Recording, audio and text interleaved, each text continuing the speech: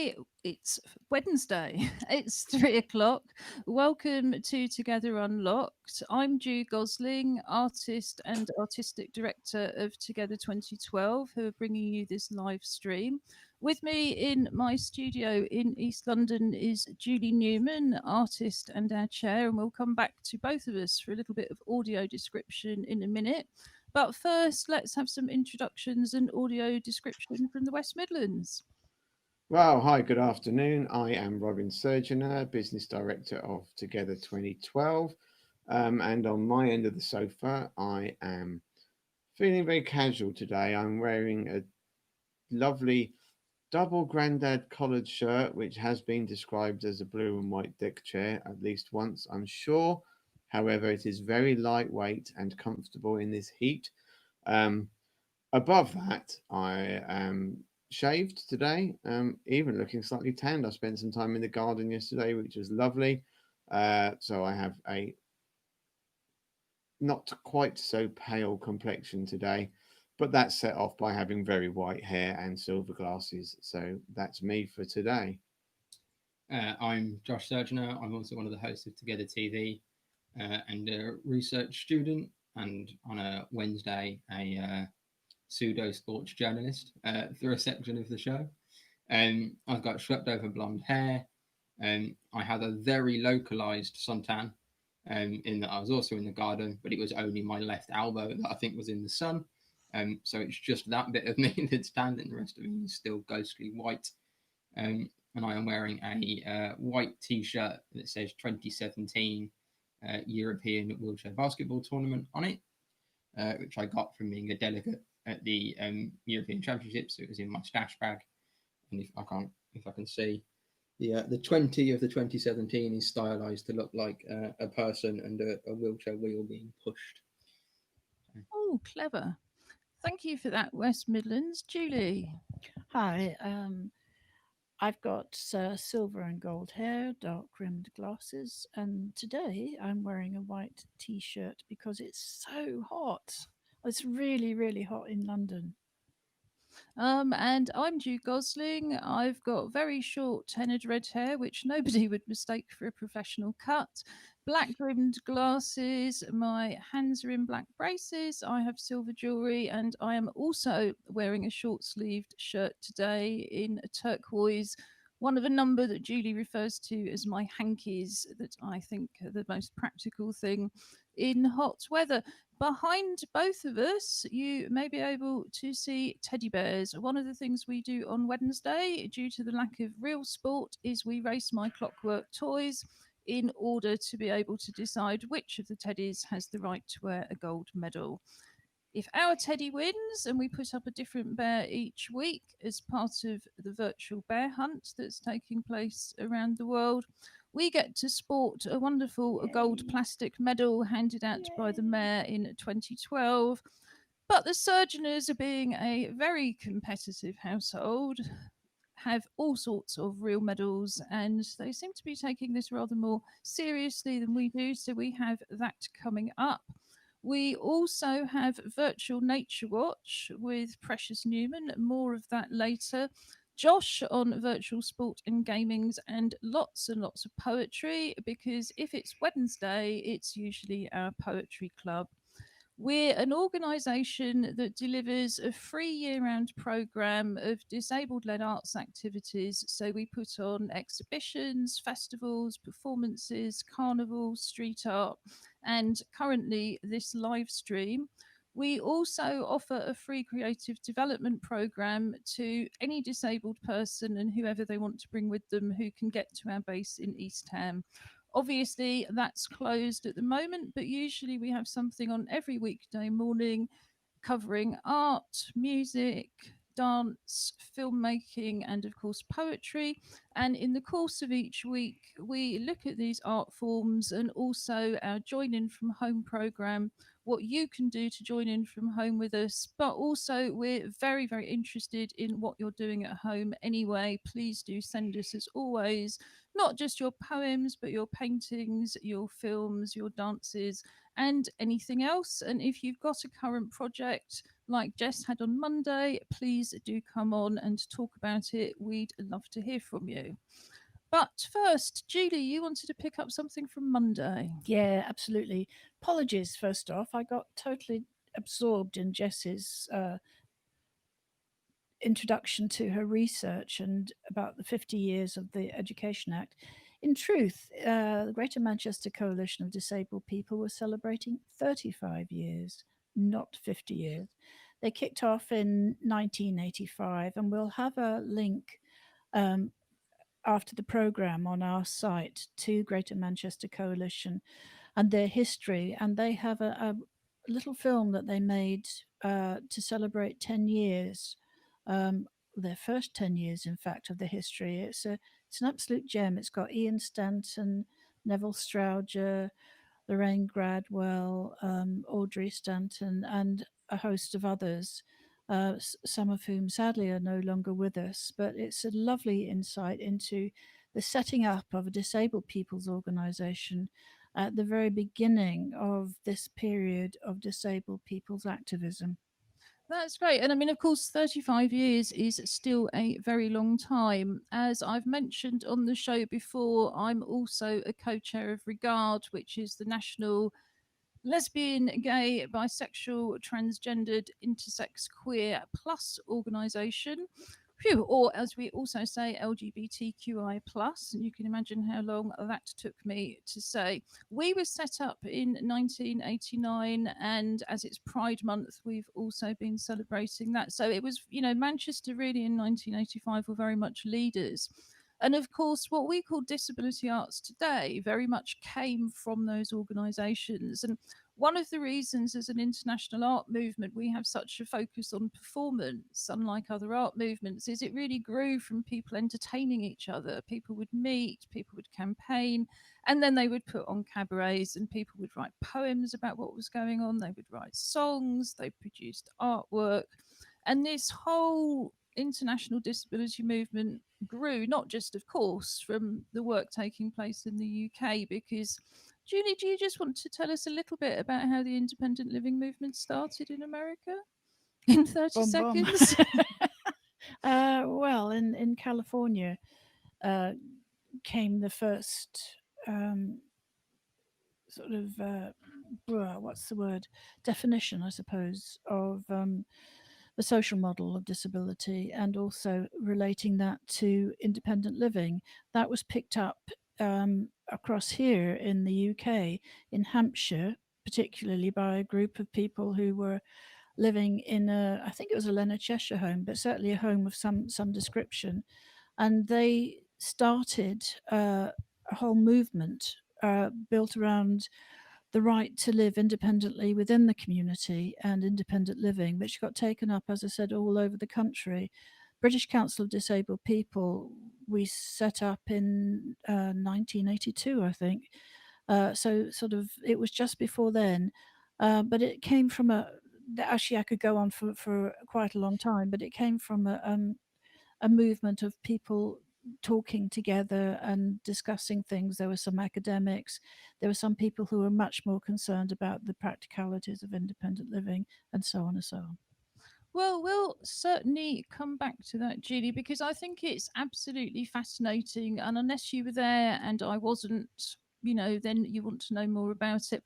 And I think Ian Stanton, who's one of the performers you mentioned on the Celebration website, was very much one of those early performers. Is that right, Robin? Because, I mean, as a singer songwriter yourself, who also does protest songs and so on. Yeah, no. I mean, Ian is definitely one of the early kind of identified disability arts. Protest singer songwriters singing specifically from a disability perspective.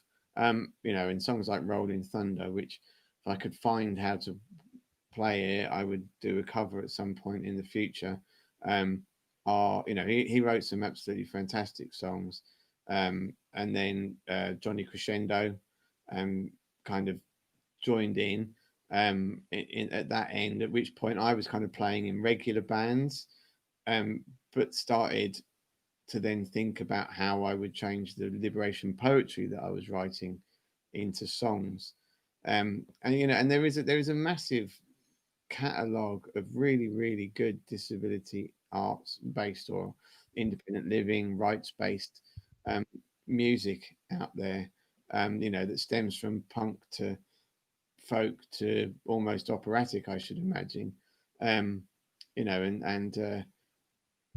and it really does tell a story. I mean, and sometimes the story is the same story. I mean, um, I released an album in the year 2000 called Barbed Wire and Potholes, which I kind of naively went with. Well, the change of the millennium would bring about, new attitudes, and this is this kind of yeah, very, very, very myopic optimism that I had. Um, and actually those songs are as relevant 20 years later, and some of them more relevant because we kind of went through getting rights legislation which then was slowly being worn away by changes in legislation. um, so I think, and there's a lot there, and there are a lot of, I think that what's missing at the moment actually really is not just because of COVID. I mean, that just kind of exacerbates the situation, but there is a real need to get back to good live performances that celebrate and inspire the stories of who we are. And can I just say, I think what's missing and what I see is missing, particularly, is the humour. There was the Piss on Pity Road show, which was fantastic. Barbara Lasiki was involved in that, and she's still around and she's still very, very engaged and very busy within disability arts. But it was the humour that I absolutely loved, and it's one of the best ways of politicising an audience, I think.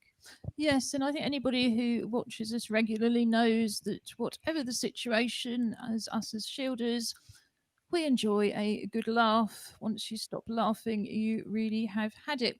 One of the aspects of our Join In From Home program, which you can find on our website, www.together2012.org.uk, is a section called Listen with Together 2012. You don't have to be active and arty and doing things, you might just want to listen. We've got two wonderful classical music playlists that we produced with Bournemouth Symphony Orchestra, or I should say, it was a joint project, but they did all the musical choice. And one of those is very much about kind of waking up and stretching, and the other is about chilling out and relaxing.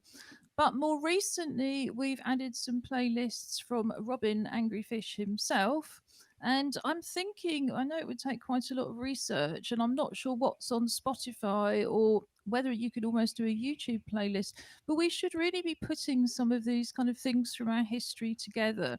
We see people collecting the work we're making at the moment through lockdown, but I'm not sure that anybody's really sort of taken a I mean, am I wrong, Robin? I know there's an album that we sell through together, you put together, that was a CD that's a collection, but I Uh, haven't seen much else. I mean, you're not wrong at all. So when I was putting the three Spotify lists together, I think four now actually as well, isn't there? Because there was a VE Day one, but um, the one that was kind of meant to be reflecting artists who were disabled people, um, it was just so difficult. I know lots and lots of names of people I've performed with, listened to, watched from, who are disabled musicians over the last 25, 30 years. But actually finding any of them in that kind of more public arena, um, I think let's talk after the show, as we were talking commissions before, um, as a way of actually doing that. Yeah, I will certainly take you up on that. Julie, did you have anything to add? Because otherwise, I'll say no then.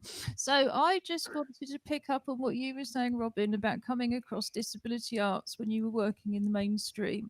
And, I completely relate to that. And I think all of us as disabled artists who are professional artists work in lots of arenas. There's lots of I have a group of live artists that I connect with. I have a group of sound artists I connect with. I have a group of, yeah, I could go on and on, but Yeah.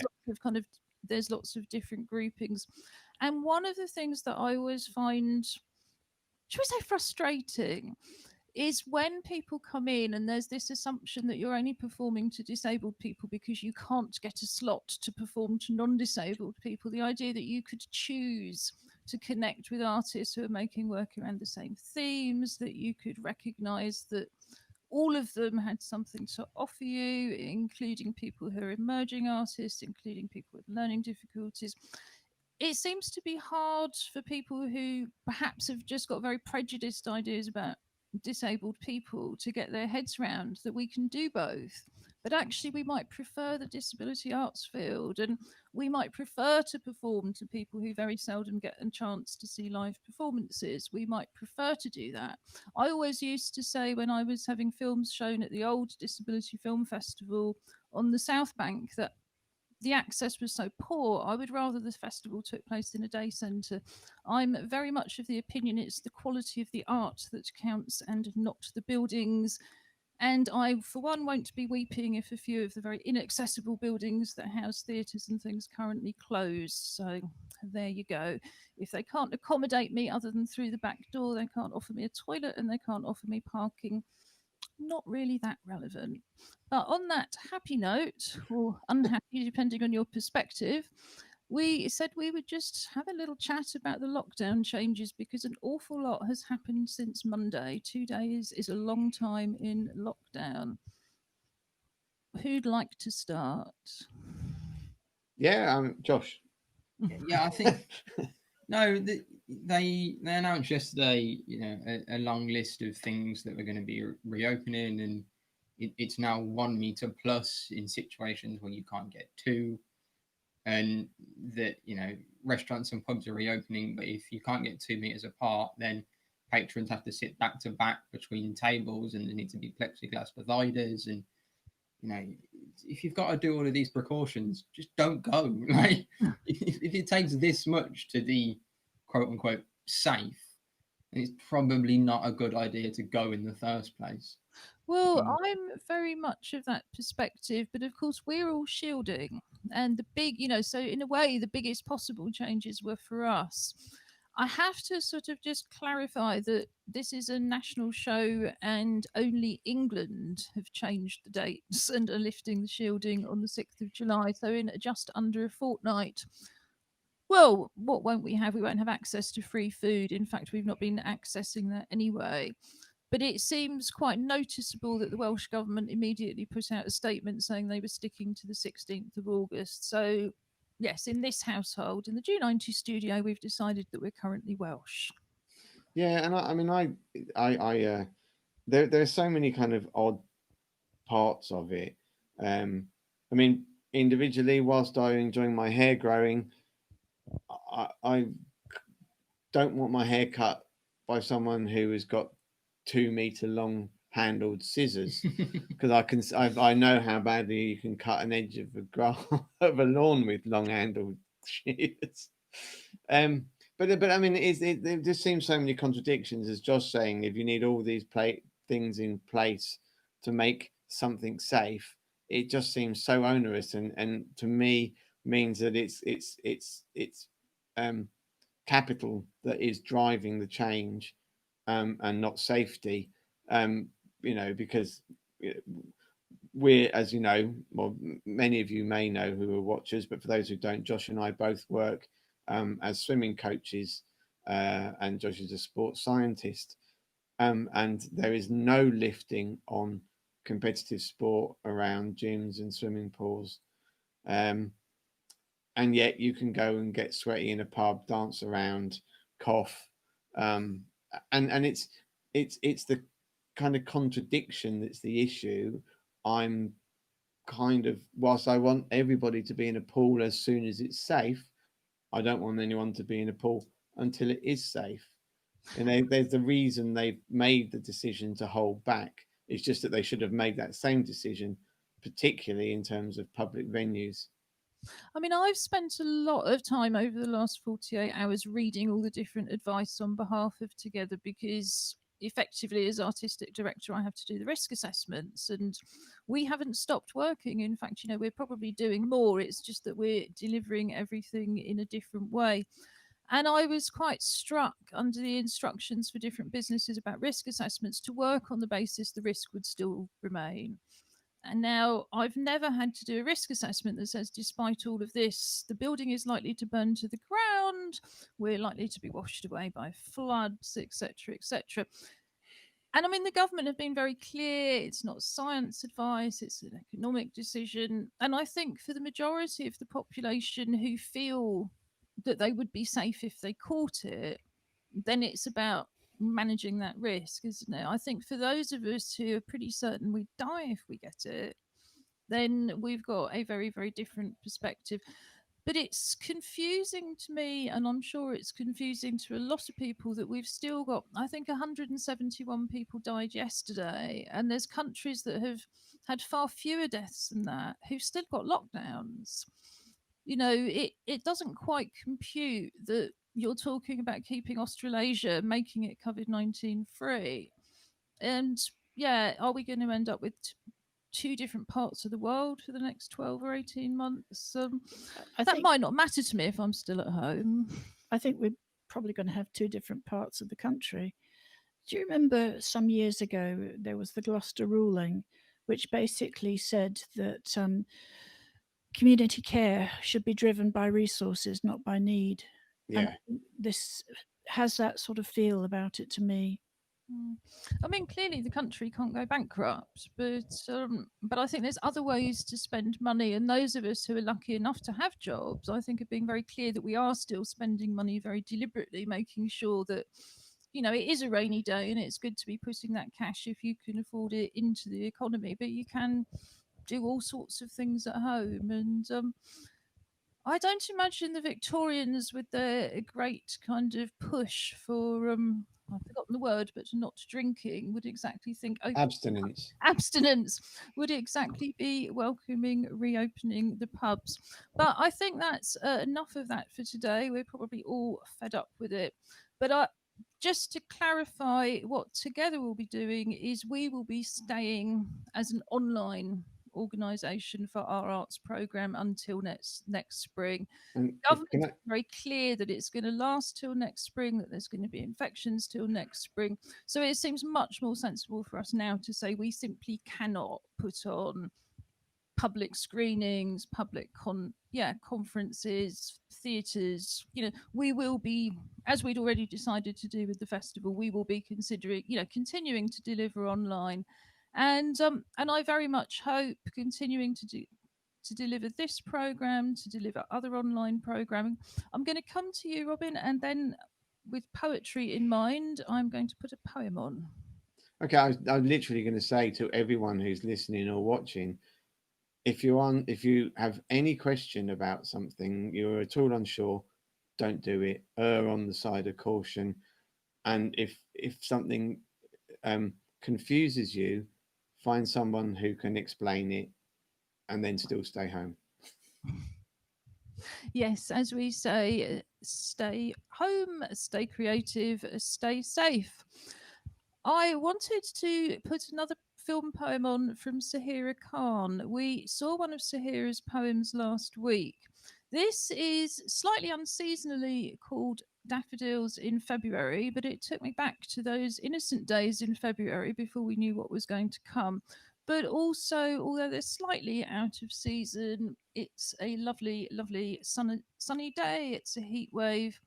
And of course, added reason, we are now Welsh. So just give me a minute, and I shall also remind you to put your microphones on mute.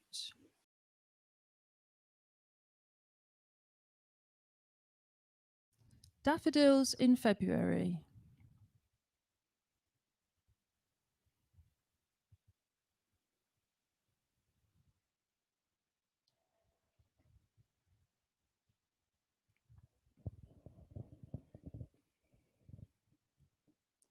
Daffodils are early spring.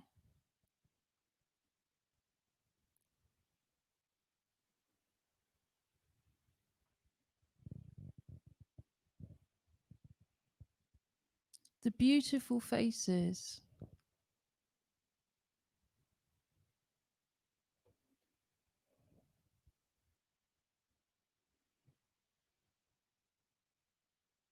The bright yellow.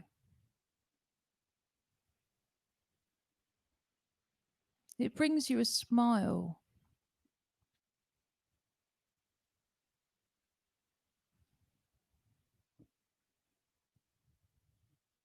Daffodils love you.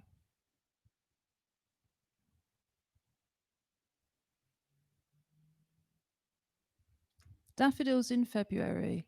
Sahira Khan, 2004. So Wow, thank you for that, Sahira. another beautiful poem, and really kind of capturing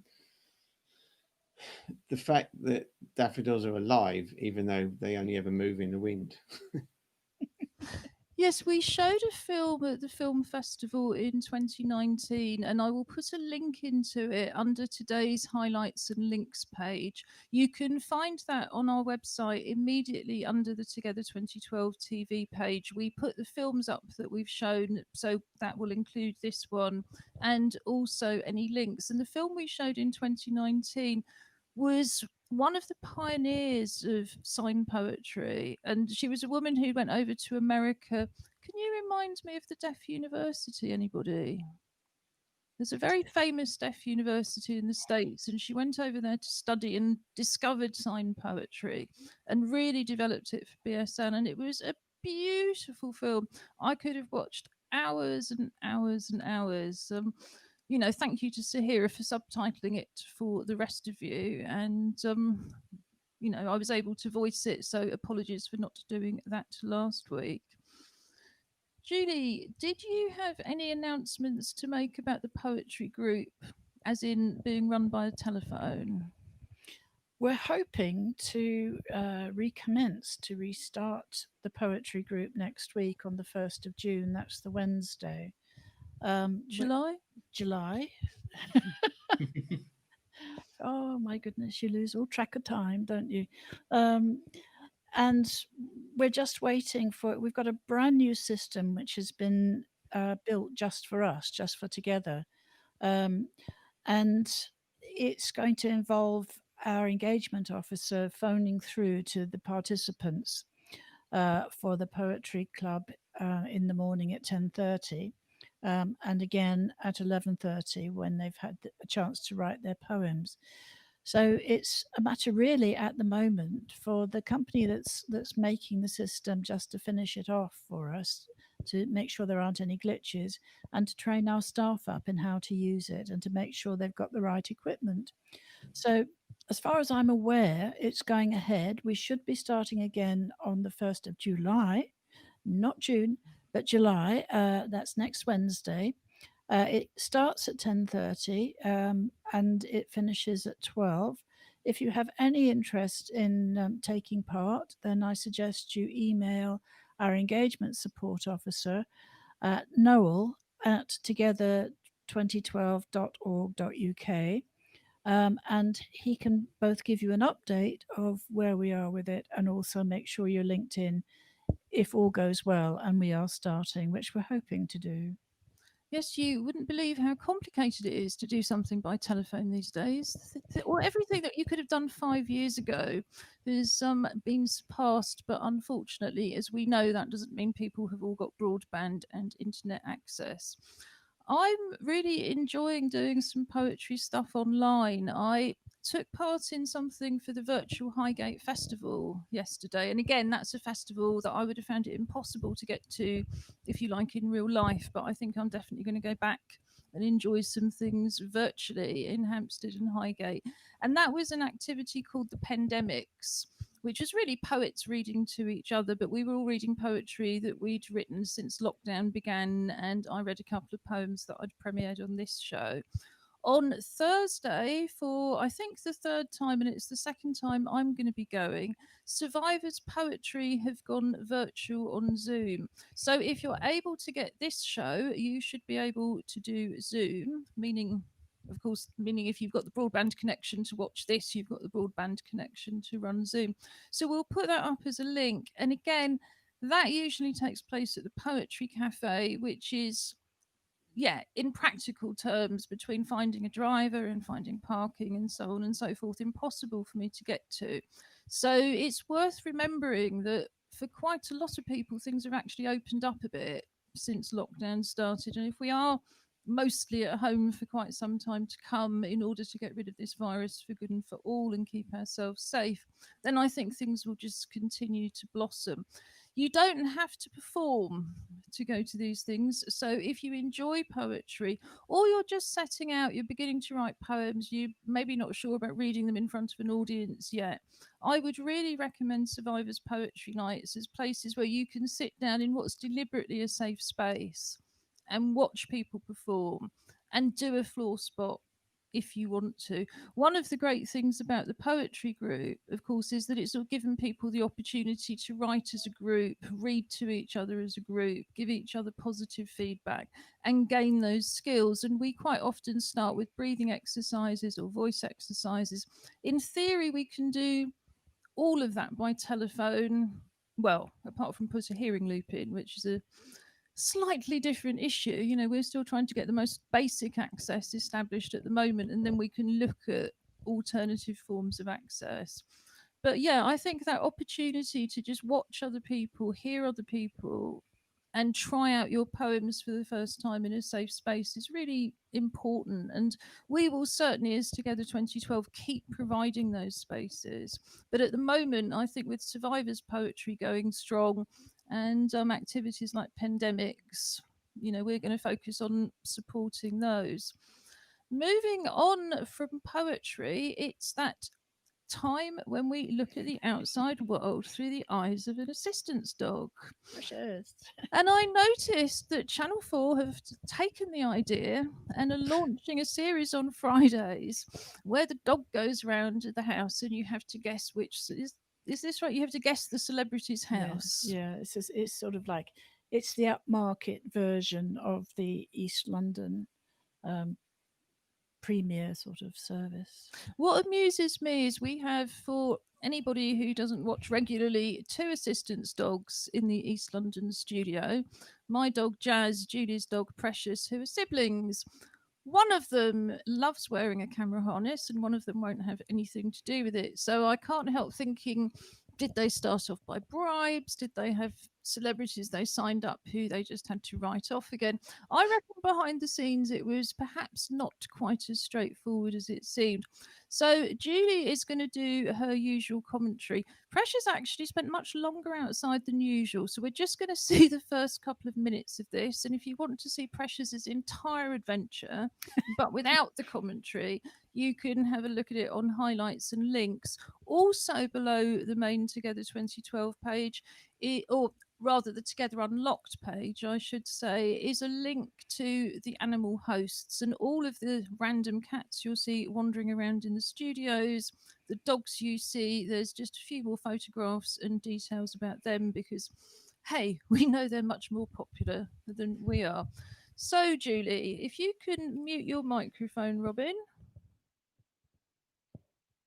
I think it's worth saying the views that you'll see are very familiar because it's the same bit of garden each week. So there's something slightly ironic in this little film. But different weather. For sure, it's very hot. So here you go. This is Precious going outside. Oh, it's hot. Oh, it is very hot. Oh, goodness. Where is my brother? I just don't know where he is. Oh, maybe it's too hot. Oh, wonder who's under here at the moment. Oh, maybe I'll go back in. Oh, maybe not. Oh, it's very hot. Oh, there's brother. Hello, Jazz. It's very hot, isn't it? What are we going to do? Oh, I don't know.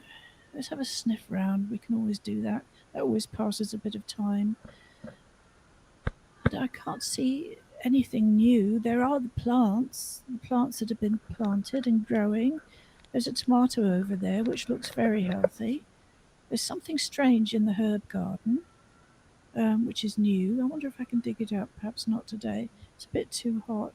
Oh, my days. What am I going to do with myself? It's much too hot to move. I'll just sit here and think for a minute. Oh, my brain's like mush. Hmm. I don't know. I can't hear any friends. I think everybody's inside. Oh, I don't know. Maybe my friends are there. I wonder if it's worth shouting. Oh, it's too hot to shout. Much too hot to shout. Oh, where's my mummy? Oh, where's Jazz gone? Oh, there's no birdies even.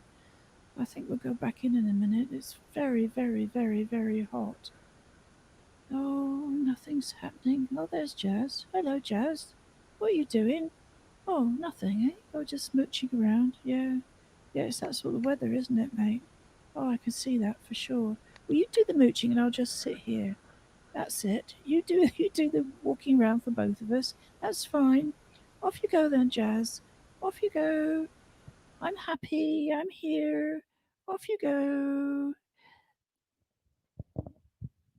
Thank you, Julie. And yes, all sorts of things change in the garden over the course of a week. Um, I mean, we've had these gardening conversations before, haven't we? Where being in London, we're lucky to have a tiny little yard here, but it has created some challenges. And I should say, actually, I still hear people coughing whenever I go outside, and it Mm, is a bit of a reality check. They might have a smoker's cough, they might have asthma, they might have symptoms that have been going on for months, but the reality is I didn't used to hear coughing every time I went out for 10 minutes. So I go out in a mask and a rather stunning fishing hat, which is a bucket hat with a little bit of plastic that comes down, and I clear things up and I organise things so that we can look at it from inside where it's safe. And therefore, in fact, I have moved my little herb garden from the dividing fence to underneath the two windows because that is the furthest I can get away from a neighbour, and it's still only about 4 meters. mm. Well, actually, probably less than 4 meters away. I think it's worth saying at this point that the dogs are actually feeling the heat quite a lot, even though they've had a haircut. And it's worth checking about how much water they're drinking and look at increasing their water intakes and making sure they're drinking enough water. Because, as Ju said previously, it's very easy for a dog to get overheated. And thank you for that, Julie. I'd put on social media earlier that there's a film online on my channel, which I will link directly to, which is all about how to get dogs to drink more. Rather than simply putting water around and relying on their common sense, there's ways of adding things to the water, adding the water to the food. It's really transformed our dog's health in the last 2 years. When it was like this 2 years ago, my dog collapsed and nearly died of cumulative heat stroke at about 10:30 at night. I had never heard of cumulative heat stroke. It can affect people as well as animals. And it's just if you keep getting hotter during the day, then your body can get rid of the heat. All of a sudden, your body just starts boiling. It loses control of the temperature completely. We were really, really lucky, thanks to a vet called Animal Arc, that Jazz survived.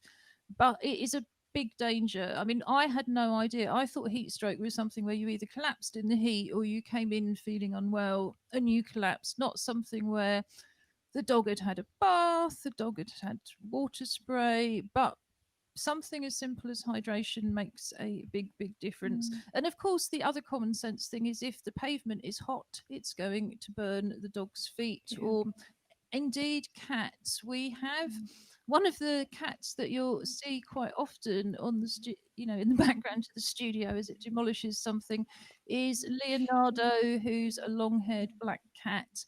He came into Animal Arc Vets, and I keep repeating the name because they've always got lots of rescue animals up for adoption. yeah. So he came in about the same time Jazz was admitted, and he was a kitten who'd been found with third-degree burns to all four of his paws. It's a very, very serious injury. He'll never, he'll never 100% recover. And that was probably something like walking on a drain cover or jumping onto a car. Clearly, young cats shouldn't be outside anyway, so he must already have been straying. He had a collar on, but they never found the owner. But really, this is about keep your animals inside, give them plenty of water, use water sprays to cool them down. You can put, I think we often see Merlot, Starra's assistant's dog, on films. And I remember Hannah saying that she did things like put wet towels in front of a fan, bowls of water in front of a fan. And again, that really helps cool it down and is well worth working on humans as well. But moving on again, because I know the Surgeoners cannot wait to see who's going to win this week. Is in the absence of what we would call real sport, we race clockwork toys for the rights of the teddy bears to wear the medal. I have new competitors. We have new teams just queuing up to join the Paralympics. So, my question to you, Surgeoners, is do you want an orange caterpillar or a green caterpillar? Oh, blimey. Oh, we'd gone left and right. We'd Yeah, already we decided. we'd gone. We were going to go right at the screen as we look at it. As soon as we've both got Green, green then. spokes, we'll Green. go green. You sure? Yeah. Yes. Are you really sure? The good thing about me is, although I film the races, my short-term memory is so poor I can literally never remember who's won. So we've got a double thing. But I do sometimes wonder whether when you cheer for the one that's won, it really has won. So yes, this bear is called Matilda. She was given to me when I got to my MA. And what's your bear called? This is the namesake of the other Harrod. This is the original Harrod. So that was mine. That was Josh's from 20 years. Some approaching 20 years old anyway. So and he's wearing a Happy Together t-shirt, demonstrating that vegetables can also love. And Matilda is dressed for a graduation. Okay, then I'm going to ask you to mute your microphone for a minute. I've just unmuted you, Surgeoners, so you can do a bit of commentary and shout when you win or lose. Lose when you lose. Well, you know, we're gracious in all bounds. We're off to a steady start in today's race. It looks like they've had a cat just off to the right-hand side. The green one appears to be deviating slightly, so I guess it's going to depend on at this angle that they are marginally in front by the green appears. By an antenna. Yeah, look at that. The green slowly crawled through there. Certainly from what we can see. No, don't get too excited. Another awesome celebration should be due, but we can't tell from here. And this is what I measure the photo finish.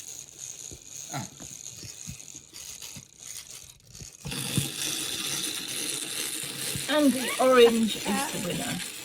Orange. The finish line was by the door. That is just honestly. That is some revisionist refereeing. Book finish.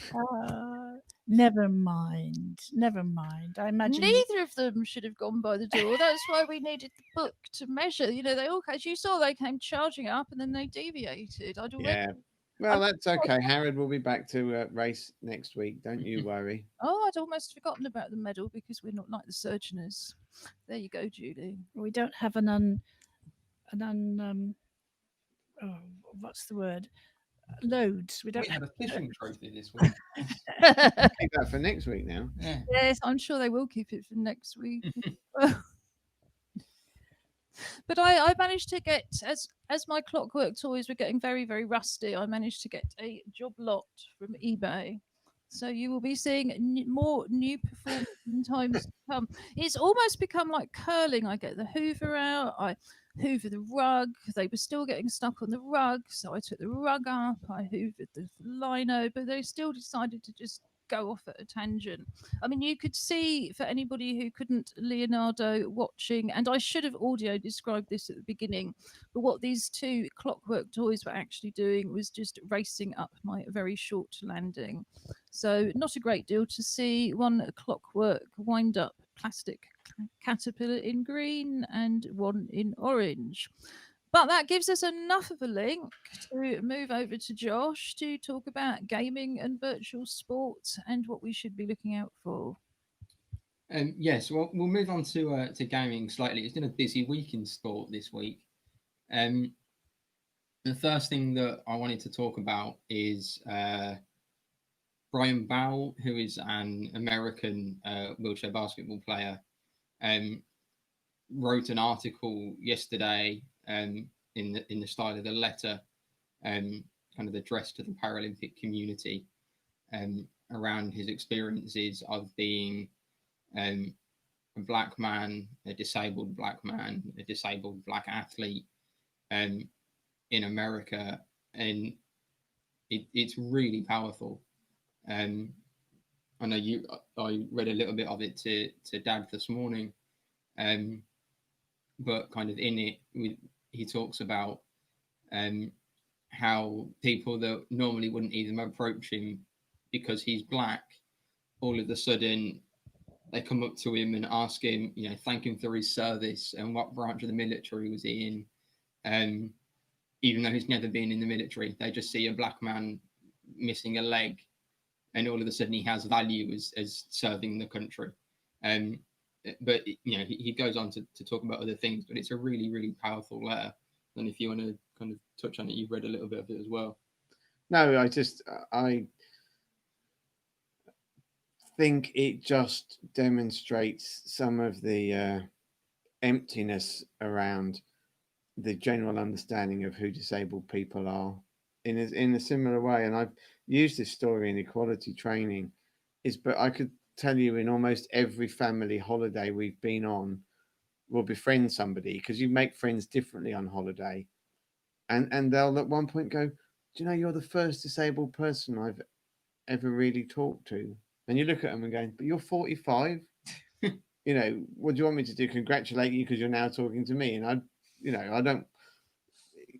It's just, there is this whole kind of otherness that we are perceived of possessing that makes us unapproachable, unless there is a tag that they can get you for. So, like, if Emily and I are going down the street, or Josh used to be, Josh and I, when he lived at home, you'd be, oh, you're training for the Paralympics. Who's going to win? It's like, are you having a race? Yeah, like what? No, we're going shopping, mate. And there were these sort of these assumptions that go with, if you're seen out, then you must be doing something other than just having a regular life. Yeah, I mean, of course, that's a huge subject, but we've got plenty of time over the coming months to discuss it. It's one of the reasons that I think disability arts are so important. We're still not present in so many TV programs, adverts, billboards.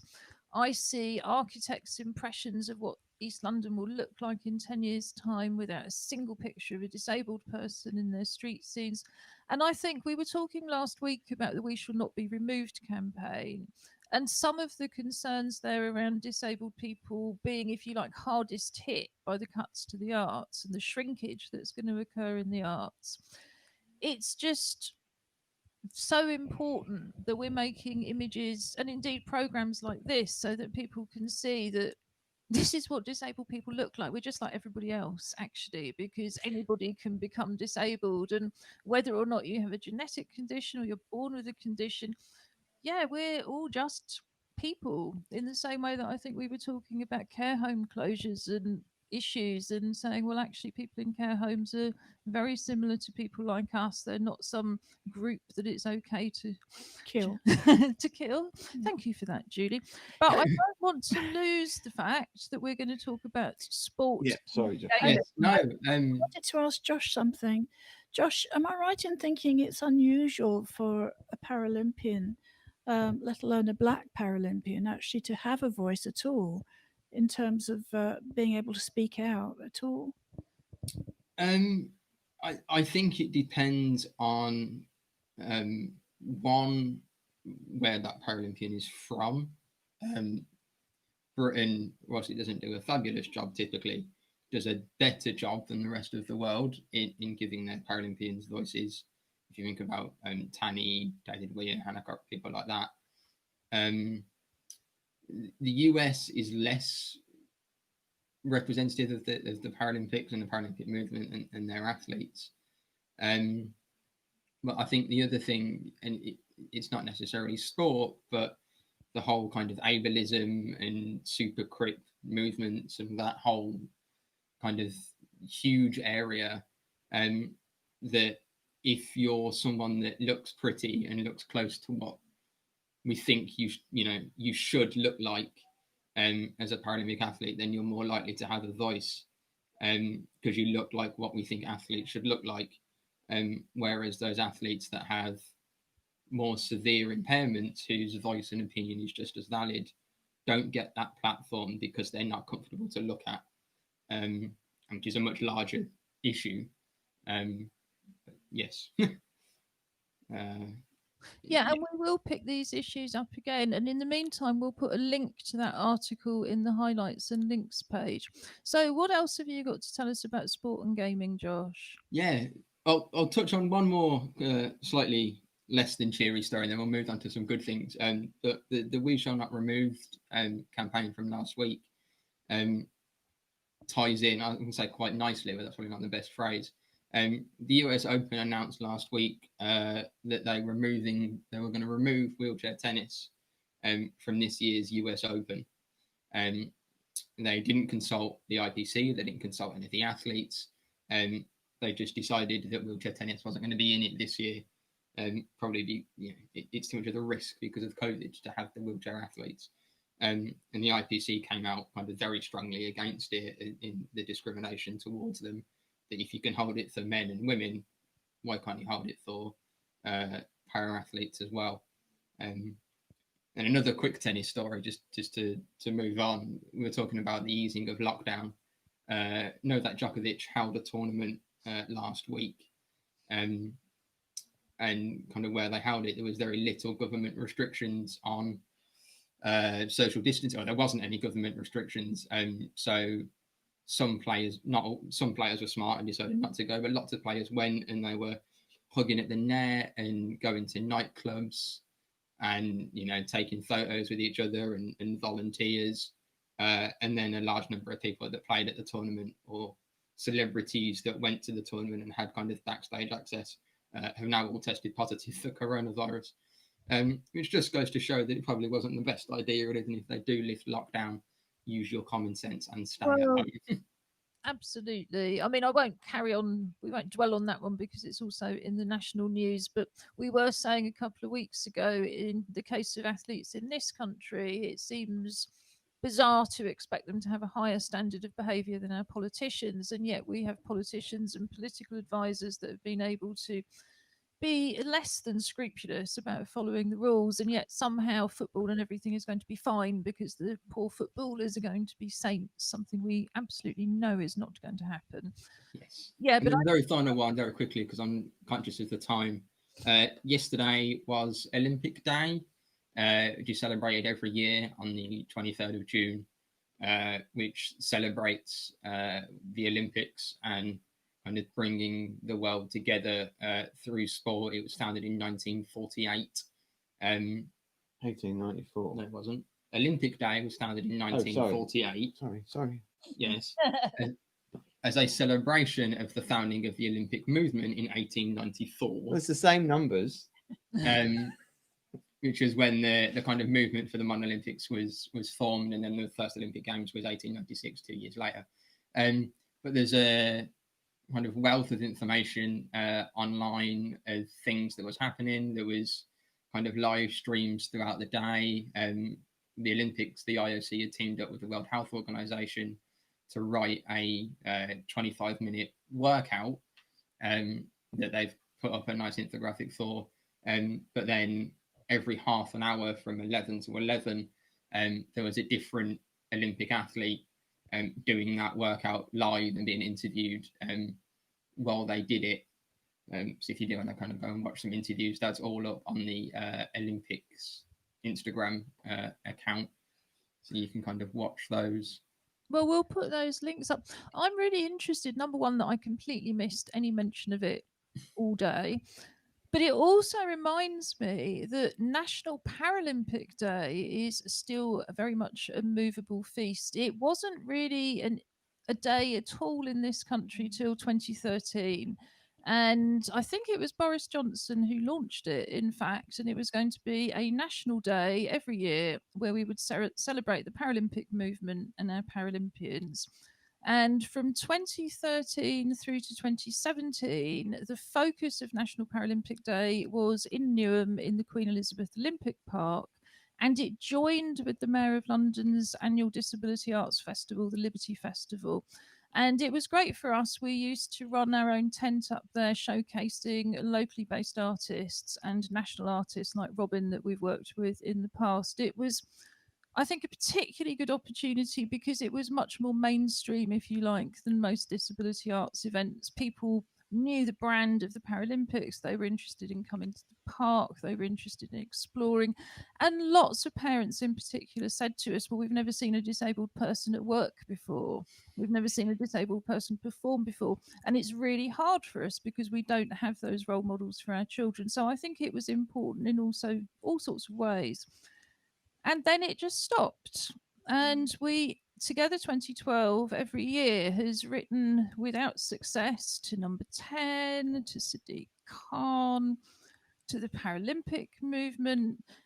When we're not going to be seeing para athletes as we would have expected to at Tokyo this year, they're going to be dropped from things like the tour. And I can well imagine why it's more difficult to insure wheelchair users. I think it could simply be that they absolutely can't see how it could be safe enough for wheelchair users to play tennis to insure them. I just don't know. But I would love to see National Paralympic Day being celebrated in 2020. And we will get back to number 10 yet again to suggest that as Boris launched it and was committed to it, this would be a very good time because it just seems so ridiculous to have Olympic Day all over the world. And yet, alongside Tokyo, we were supposed to have the Paralympics. We'll read out reply from number 10. If we get one. We haven't so far. But we'll keep you posted, and we will keep pushing it. I just think it's whatever form it's in, it's so important. And we had even said a few months ago, if it was about having somebody to coordinate it, we could house them at Together 2012. You could work on the History Month basis where you set up a website, you give people information, you give people ideas, and then you let everybody upload their own events. So yes, National Paralympic Day, missing in action. We are looking for you. Please come back. That has, I'm afraid, down to me, practically talked us out of time because we have a poem from Robin Brooke to read before we end. Please do send us in your poems, as I've said before, and I'm delighted to say we've got more poetry films waiting to be shown too. So next week will be another wonderful poetry day. You may have noticed we haven't had our virtual writer in residence, Penny Pepper, with us today. Penny is writing away very, very hard at the moment with yet another publication coming out. So she's going to be filming some poems for us, and we hope to have one of those next week too. On Friday, it's dressing up to go out to stay in day when we dress up to go somewhere real or imaginary and then stay at home. We think it's much more fun than the formal Fridays that they started in New Zealand where everybody dresses up as if to go to the opera. Not least because we don't really go to the opera, and indeed, personally, unlike Julie, I'm not an opera fan. So please do dress up to go out to stay in. Send us your photos and videos, and we'll be delighted to share them. We'll also have our regular spot, Something for the Weekend, where we look at all of the virtual stuff on offer and make some recommendations. Did you have anything you wanted to add from the West Midlands other than to say goodbye? No, just bye. Enjoy the weather, but don't get too hot. Thank you for coming and being with us today, especially to you guys in sunny Birmingham. And we'll see you all on Friday. Don't forget to drink. Yes, plenty of water. So thank you, Robin Brooke. This is Pride Cat style because, as I said earlier, we are also, among other things, celebrating Pride Month in June. I am Cleaver. I am a kitten. See where I can choose to sleep. Look where I am on the small edge of the window. Yes, I can be comfortable on the slimmest of space, unlike you from the clumsy human race. Oh, it's so good to dream up from here in my chosen space. Thump. Oh, damn, wrong move. I've fallen down from grace. Oh, this is a disaster for the whole feline race. What is that laughter I hear from that human face? I'll just lay here on the windowsill and pretend it's him in disgrace. Oh, no, that's not working at all. Now, what can I do? This is cutting my pride. I'll just slither down paws out in front on the wall. Oh no, that's not working. He's laughing at me. I know I'll wash myself and let all know that I'm clean. Look, forget what you think you have seen, because I'm a cool feline and we reign supreme. This still isn't working, now what can I plot? I know, give that look that us cats can do with all that I've got. I will make him think that he's losing the plot. I'll make him feel guilty, just wait and see. Yep, to distract him will work, now what can it be? Oh good, he's given me what I need, a piece of foil paper in a ball just for me. So I'll run, make a noise, so you'll look at me. I'll make you forget what you thought of seen. Oh, I'm a kitten, and don't you just love me? Yes, you do. Look at me.